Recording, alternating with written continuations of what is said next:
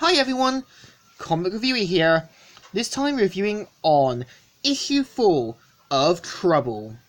Now, as you know, Trouble was done by Mark Millar, a part of Marvel's Epic line. Now, the story itself is like what would happen if you try to make your own version of Aunt May, Uncle Ben, and the others. And let's get on the story.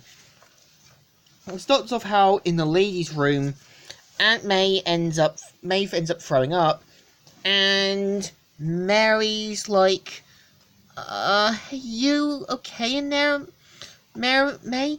And turns out she's suffering morning sickness, and is saying, I know, I'm sorry. It's just, I didn't expect this all to kick in so much, you know? I mean, I don't even feel that pregnant yet. And yeah, Mary takes advantage of this, saying that, well, if there's any consolation, heavy bouts of morning sickness in the first trimester, it's supposed to be the sign of a very healthy baby. And you can tell that she's rubbing this in, and you can tell May regrets about doing this. So at a restaurant, May orders a lot of food, hinting to be cravings, and saying unfertilized. What? Never mind. It's way too late for that anyway. And so she put on these sunshades as her way of hiding her emotions. And saying, you can take the sunglasses off now, Rockstar. We're indoors, in case you haven't noticed. And soon we can tell that May is worried that her parents are going to kill her, and as well as Ben and Richie in that. And you can tell that she starts saying this around, and people can literally hear her saying, you know the weirdest part of all this? That stupid thing I just can't get out of my head. I keep thinking about how full of it that stupid palm reader was last Christmas. And so pretty much May even says that, you know, that nobody had ever called her mum or ended up with a kid and all that.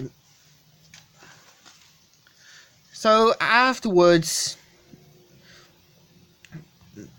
Mary confronts Richie, and after a while, they pretty much get it on, and with a word saying, Mary!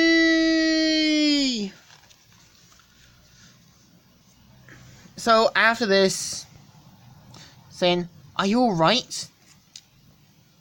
I don't know. That depends. I guess you didn't ask me up here to have sex with me or anything, did you? No, I didn't. I just wanted to talk to you about something. I had to make sure we were somewhere private. And so, turns out that they both are breaking up about this. And they've planned to keep it a secret. So May pretty much keeps a secret about the baby, and Richie thinks it's basically about them, like, calling it quits and going back with their respected lovers. So May comes up with a plan to, you know, make Ben think he's, you know, got her pregnant, but turns out there's a bit of an AWOL with the plan, and it turns out Ben is sterile.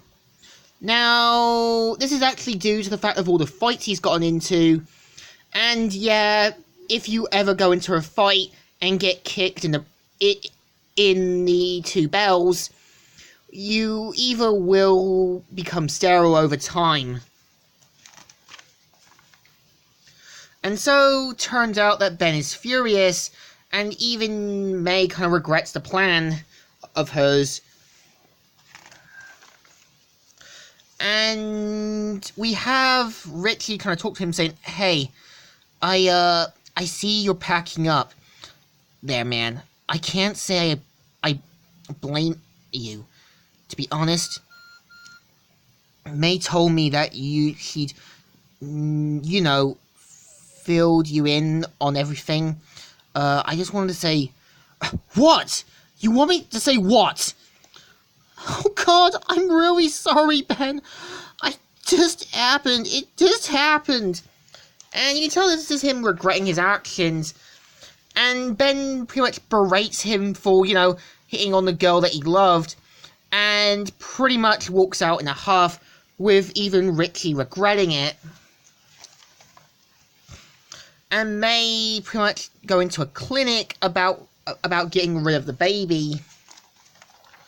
And so you've got May talking with her good side and bad side, and both sides get into an argument, which results in May getting angry and decides to basically leave, where basically Mary wakes up saying, "Oh my God, we forgot to set the alarm, May. It's almost 8 a.m. We're supposed to be serving breakfast this morning." And so she sees a letter, and this is the kind of sign that May's going to be on the open road. And so you've got a guy who's kind of like a bit like Wolverine, saying that he's got a deal to go to, and he says, "Me too." So it turns out that both Richie and Mary, now have to deal with the fact that both people have left. And we see May and this guy going on the open road. And yeah, issue 4. So, what do I think?